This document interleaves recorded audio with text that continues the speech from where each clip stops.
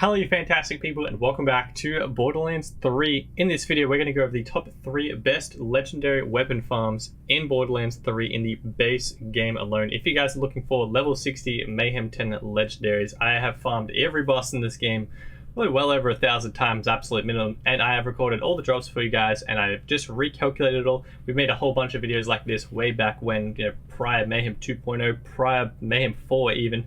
And I thought I'd look at it again, see what's changed, see if any bosses have changed, and they have quite a lot. Plus, we're doing a lot more damage now, so taking into account the time it takes to farm these enemies, some of them have moved up on the list quite considerably as well. But yeah, like I said, we're going to go through the top 3 bosses to farm, the time it takes to farm, starting from the new station, running into the boss fight, killing the boss, and then when the legendaries hit the ground is when I stop recording. That way, if you guys are on console, you just add the amount of time it takes for your console to load it in. I think it's usually like 10 seconds out and 30 seconds in, something like that. And if you guys are on a PC, essentially how long it takes for you to do that. But I thought so it was even across the board for all platforms. I just recorded just the gameplay, fight, running to the boss fight, everything like that. We're also going to go over the top 3 places for artifacts, as well as class mods, and then just legendary world drops being the main one. Oh yeah, also one other thing to note, Agonize is currently broken with his drops, unfortunately. He only drops his dedicated drops. He doesn't drop any world drops whatsoever, so I didn't include them in these stats at the moment, unfortunately. But if Agonizer gets fixed by the time you're watching this, go check out Agonizer as well, because they were at the top, if not top 3, in all the other lists I made prior. So hopefully they make a comeback in one of the upcoming patches or hotfixes. Okay, but let's get into it for you guys. The top 3 bosses are the exact same for all 3 categories, being legendary world drops, legendary artifacts, and legendary class mods. So we'll just run through each list super quick for you guys.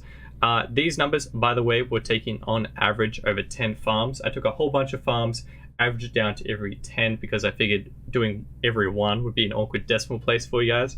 So on average, after 10 farms, you can expect Tyrene in 3rd place to drop 4 legendary artifacts, Grave Ward in 2nd place with 7 legendary artifacts on average after 10 runs, and Troy taking the number 1 spot for 8 legendary artifacts after 10 runs. Now also the time to be considered as well. Using our Alpha Flak, I went and farmed these guys a whole bunch again today to see who was the fastest. Alpha Flak we posted last night. He does a ton of damage with a ton of weapons, and I worked out the fastest way to kill all of them, so it was a nice even playing field. These are not just the boss fights as well, though. It's taken from the new station to when the legendaries hit the ground. So, for example, Grave Ward is the fastest, but it's still quite a long time, being 35 seconds, because it takes a while to get in, let him do that weird thing animation with the whole platform moving so you stop sliding, and then also his dying animation and dropping the legendaries wastes a ton of time. The second fastest time is Tyrene, out of the top 3 of course, with 45 seconds. It can actually take Tyrene down pretty quickly actually. If you guys haven't seen it, I'll put a clip on screen.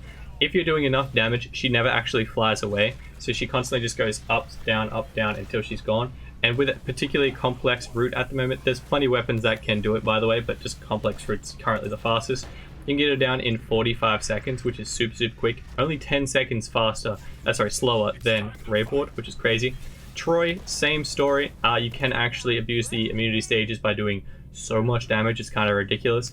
I've seen people one-shot Troy. I personally have never managed to do that, but the complex route takes him down in 50 seconds, including all the immunity stages, until he drops the legendaries on the ground. I'll show a clip at some point in the video so you guys can see that as well. But now into the second list for you guys. We actually have a tie for 2nd and 3rd place, with Troy and Gravy being 5 class mods on average after 10 farms, and Ty taking the lead with 7 average class mods per 10 farms, which is actually quite a bit.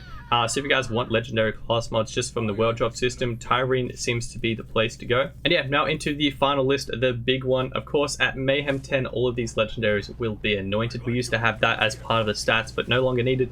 At Mayhem 10, level 60, everything's going to be anointed, which is great. So on average, after 10 farms, the best world drop legendary bosses in the game currently is at number 3 place, 3rd place, Grave Ward, or Gravy, with 48 legendary world drops on average after 10 farms, which is a ton.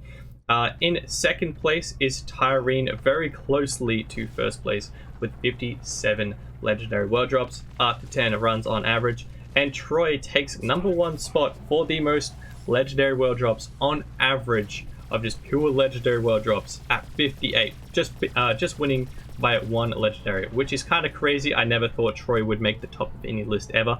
If you guys have been around the channel for a while, you know that I very much disliked the Troy farm for a very long time, but now that we can absolutely destroy that fight, it's actually very efficient. You get a ton of legendaries. Also, other things you guys could consider as well for these farms when you're picking which one you want to go for. If you're just going pure efficiency, if you guys are on console, you're going to have to spend a lot of time in load time, so try and go a boss like Tyrene or Troy that's dropping a ton of legendaries per run, so you're spending less time loading the game, where you would a little bit more with Grave Ward. If you guys are on PC, obviously that's not going to affect you anywhere near as much, luckily.